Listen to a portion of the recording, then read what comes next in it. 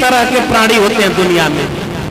एक वो जो इतिहास लिखते हैं, महात्मा फूले, तथागत बुद्ध, बाबा साहब डॉक्टर अंबेडकर, बिरसा मुंडा, पेरियार और ऐसे जाने कितने लोग।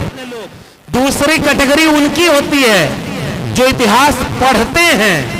हम और आप अभी उस कैटेगरी में हैं जो अपने पुरखों के लिखे इतिहास को पढ़ रहे हैं। और तीसरी कैटेगरी और एक लोगों की होती है जिनको न इतिहास लिखने का मौका मिला न इतिहास पढ़ने का मौका मिला। तो जब प्रधानमंत्री बन जाते हैं तो इतिहास का सिलेबस बदल कर सोचते हैं कि इतिहास में अमर हो जाएंगे।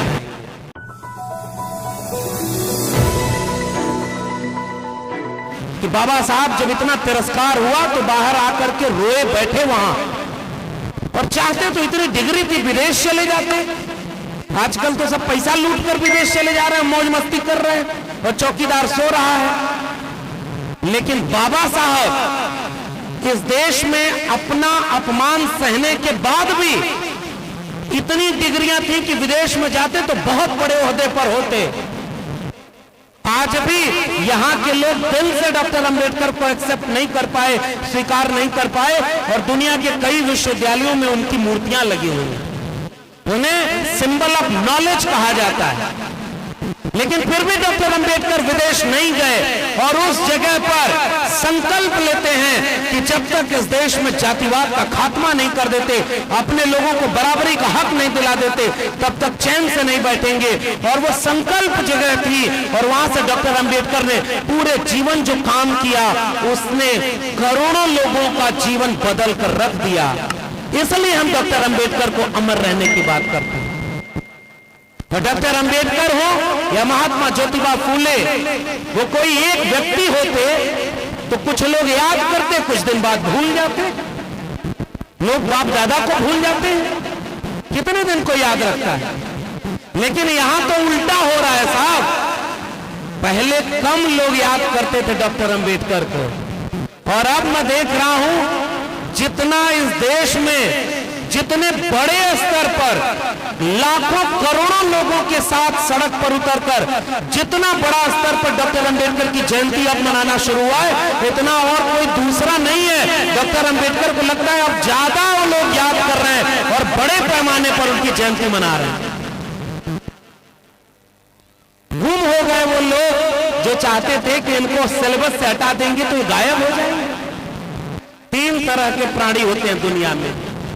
एक वो जो इतिहास लिखते हैं, महात्मा फूले, तथागत बुद्ध, बाबा साहब डॉक्टर अंबेडकर, बिरसा मुंडा, पेरियार और ऐसे जाने कितने लोग, उन्होंने इतिहास लिखा है, इसलिए वो लोग दुनिया में अमर रहेंगे। दूसरी कैटेगरी उनकी होती है जो इतिहास पढ़ते हैं। हम और आप अभी उस कैटेगरी में हैं जो अपने पुरखों के लिखे इतिहास को पढ़ रहे हैं। और तीसरी कैटेगरी और एक लोगों की होती है जिनको न इतिहास लिखने का मौका मिला न इतिहास पढ़ने का मौका मिला। तो जब प्रधानमंत्री बन जाते हैं तो इतिहास का सिलेबस बदल कर सोचते हैं कि इतिहास में अमर हो जाएंगे। पहचान रहे हैं ना, सिलेबस बदल रहा है आपका लोग कि वहां पर सिलेबस में आपको झूठ पढ़ाया जाए और आपके बच्चों को आपका इतिहास ही न जानने दें। डॉक्टर अंबेडकर, महात्मा फूले, पेरियार और तमाम लोगों ने इतिहास रचा है। कैसे रचा?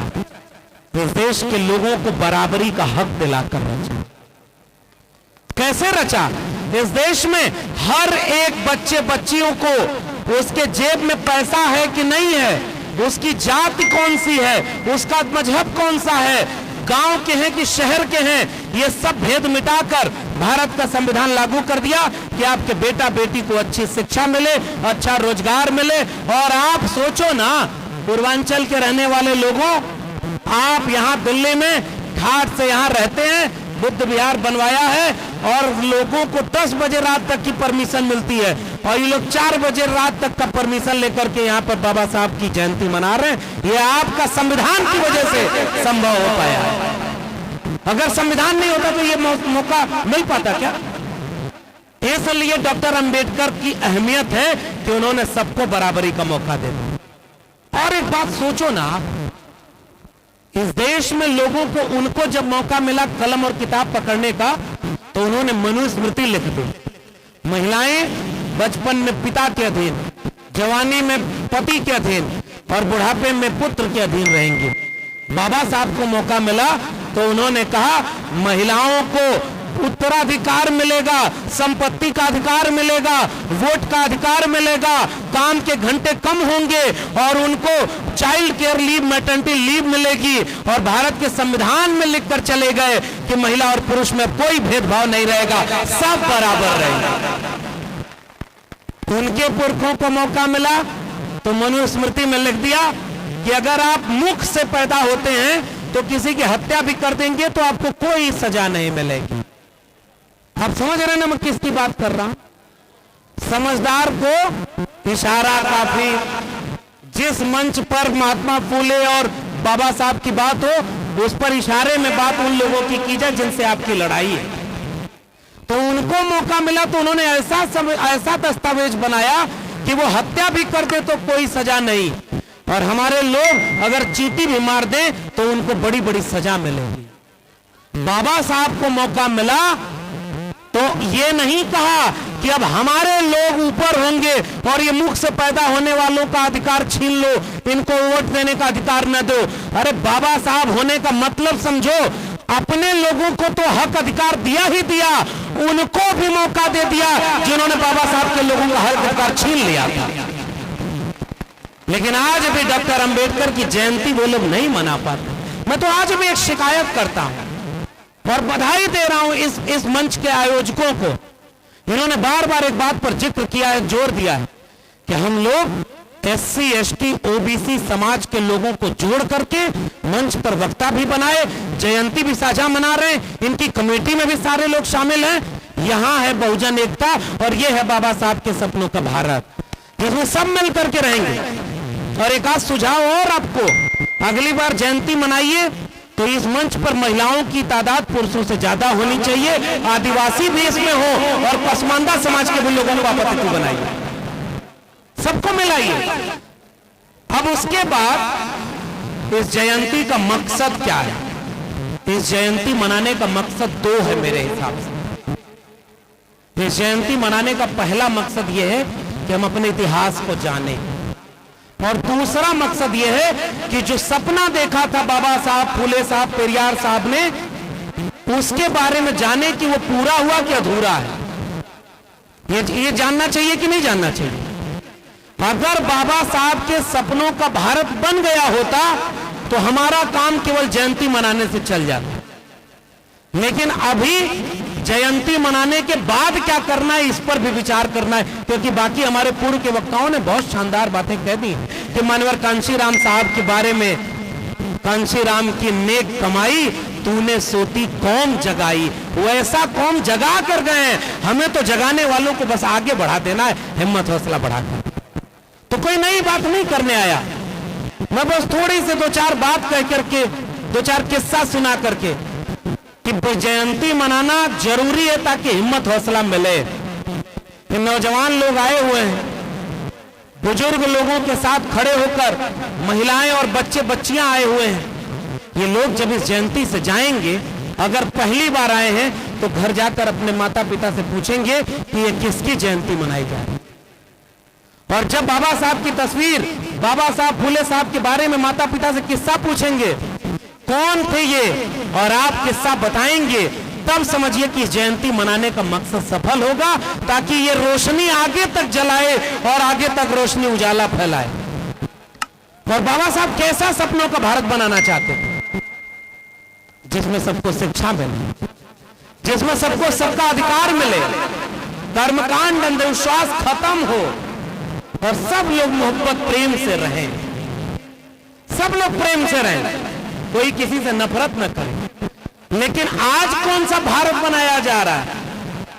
बाबा साहब के सबसे बड़े वारिस मानवर कांशीराम ने एकजुटता का संदेश दिया था।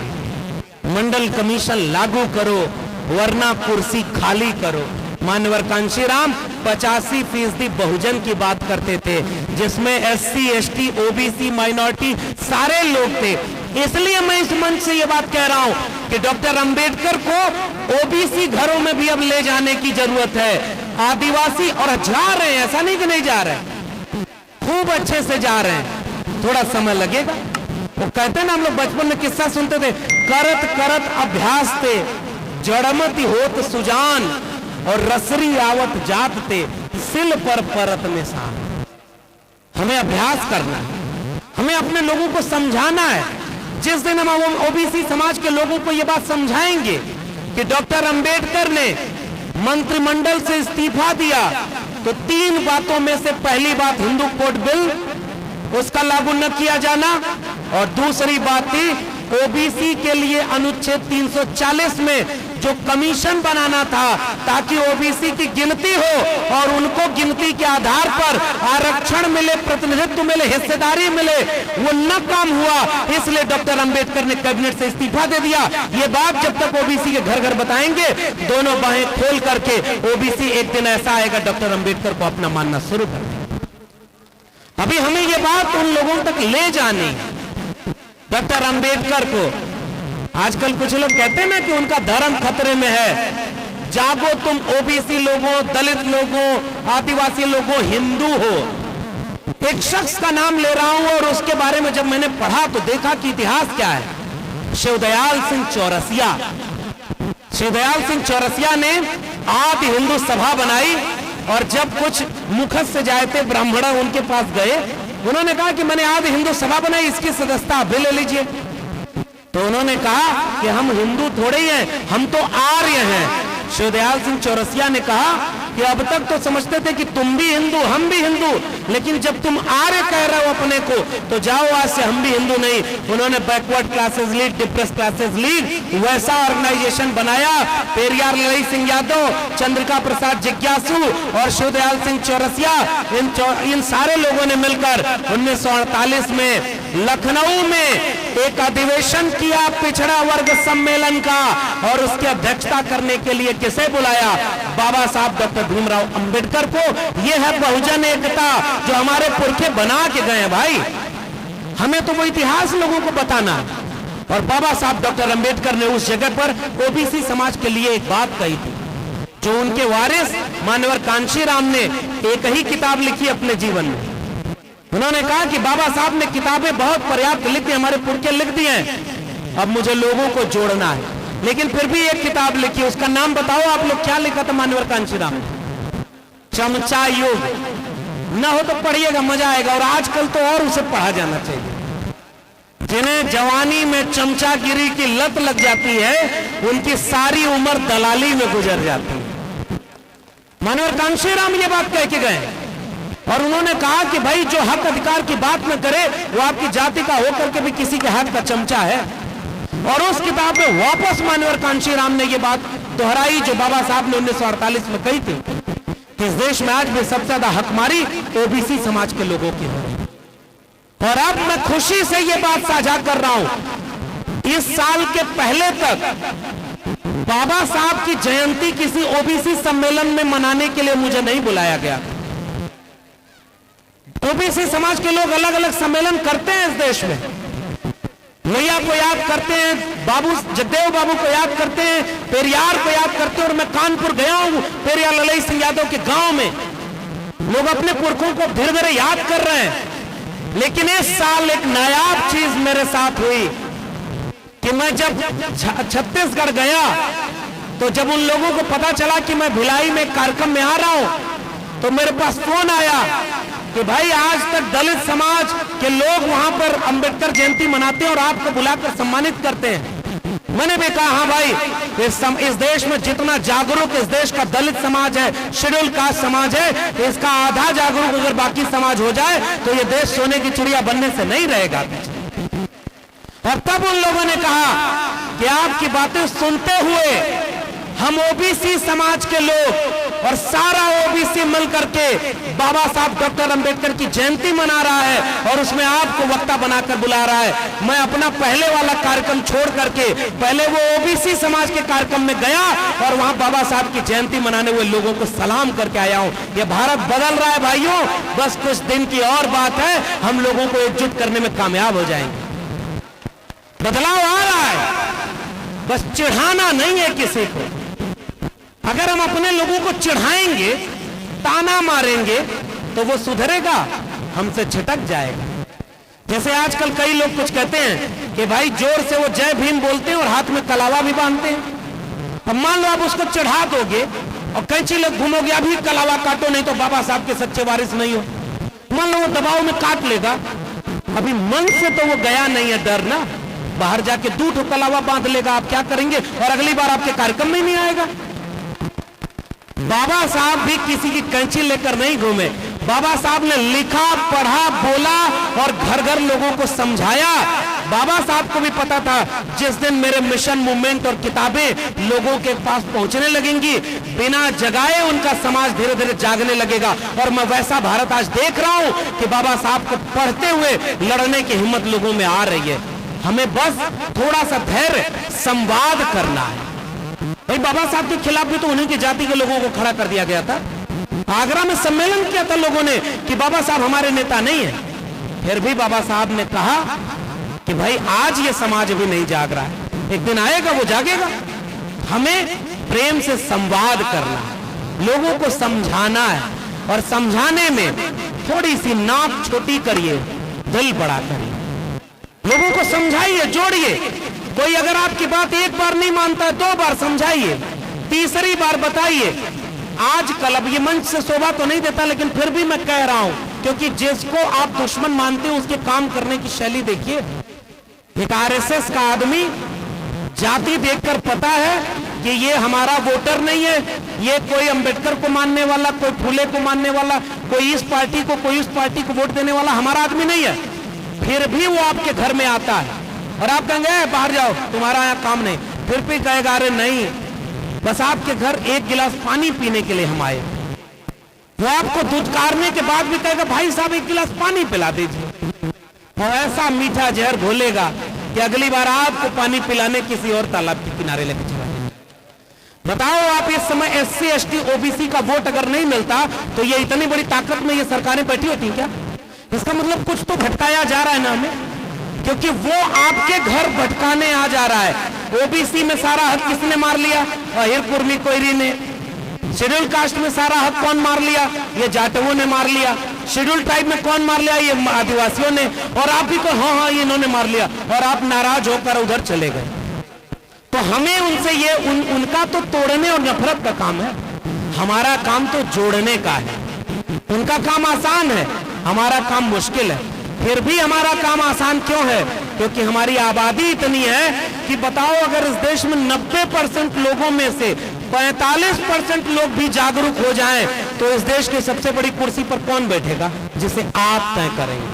क्योंकि 31% वोट पाकर के तो लोग प्रधानमंत्री बने बैठे, और प्रधानमंत्री बने बैठे हैं दिल में गोडसे गोलवलकर हेडगवार, और 14 अप्रैल को बाबा साहब की मूर्ति पर माला पहना रहे हैं, वो भी जो दिल में गोडसे गोलवलकर हेडगवार को